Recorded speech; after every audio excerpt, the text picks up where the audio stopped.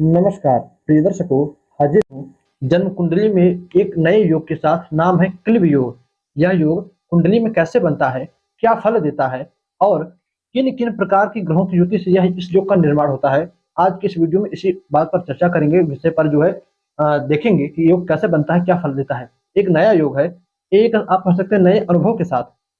यह योग कितना प्रतिशत सत्य है, कितना प्रतिशत गलत है, अभी इस पर मेरा कोई अनुभव नहीं है। तो यह योग आप लोगों के समक्ष है, सूत्र सभी आप लोगों के समक्ष है। आप अपनी कुंडली देखिए, अन्य लोगों की कुंडली देखिए, यह योग कैसे बनता है, क्या सच में ऐसा फल मिलता है, कमेंट में अवश्य बताइएगा। तो आइए आज की इस वीडियो को प्रारंभ। सबसे पहले बात करेंगे कि कुंडली में यह योग बनता कैसे है, किन किन प्रकार के सूत्रों से, फिर अंत में बात करेंगे कि इसका क्या फल मिलता है।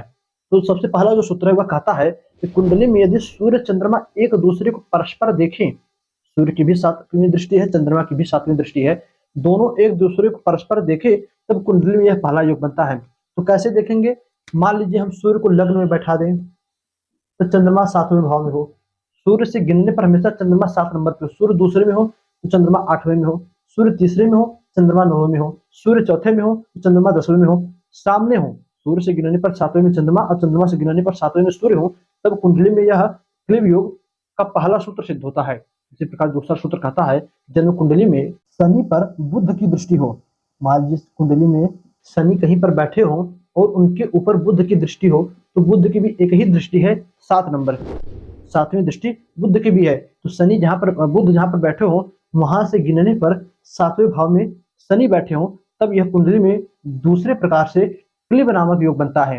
इसी प्रकार जो तीसरा सूत्र है वह कहता है कि जन्म कुंडली में चंद्रमा और लग्न विषम राशि का हो। लग्न को देखिए, लग्न विषम राशि का हो। विषम राशि मतलब 1, 3, 5, 7, 9, 11 लग्नों का, 11 राशियों का, 11 नहीं, जो मिलता है पहला यानी मेष, मिथुन, सिंह, 7 यानी तुला, 9 यानी धनु, 11 यानी कुंभ। इन राशियों का लग्न बना हो और उन्हीं राशियों में, इन राशियों में, विषम राशियों में ही चंद्रमा बैठे हो और कहीं पर भी मंगल बैठकर लग्न को देखें, तब अभी कुंडली में यह तीसरे प्रकार से क्लीब नामक योग बनता है।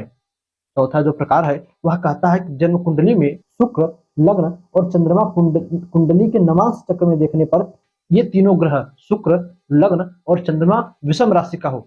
विषम राशि क्या क्या होती है अभी मैंने बताया। तो नवमांश ये था लग्न चक्र, लग्न नहीं देखना है। अब आप नवमांश को देखिए, नवमांश चक्र में आपके जो है शुक्र, लग्न और चंद्रमा तीनों विषम राशि का हो, तो भी यह चौथी प्रकार से कुंडली में क्लीब नामक योग बनता है।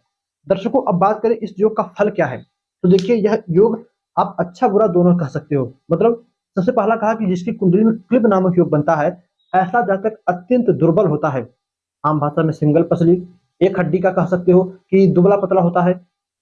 फिर दूसरा कहता है कि जिसकी कुंडली में क्लीब नामक योग बनता है, ऐसा जातक अप्रभावित व्यक्तित्व वाला, यानी अपना प्रभाव किसी के ऊपर नहीं जमा सकता, चाहे सुंदरता से, चाहे वाणी से, चाहे अपनी और उसके अंदर जो है वह व्यक्तित्व होता है।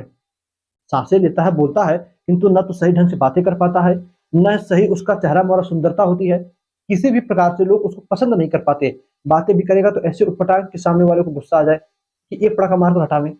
हमेशा अढंगित, अवचन जैसे कहते हैं उस प्रकार से बातें करता है।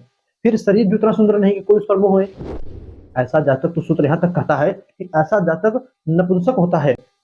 पुनः कहता है सूत्र, जिसकी कुंडली में क्लीब नामक योग बने, ऐसा जातक किसी भी काम को करने से पहले बहुत घबराता है कि अरे मुझसे कैसे होगा, मैं नहीं कर पाऊंगा। किसी भी काम को, किसी भी काम करने से पहले बहुत घबराता है। ऐसा जातक हमेशा दूसरों के अधीन रहता है। अब चक्र देखिए, यह क्लीब नामक योग जिस भी जातक की कुंडली में बने, ऐसा जातक लड़ाई झगड़ों से दूर रहता है, दूसरों के अधीन रहकर अपना पूरा जीवन व्यतीत करता है कि कोई कुछ कहे तो मैं करूं।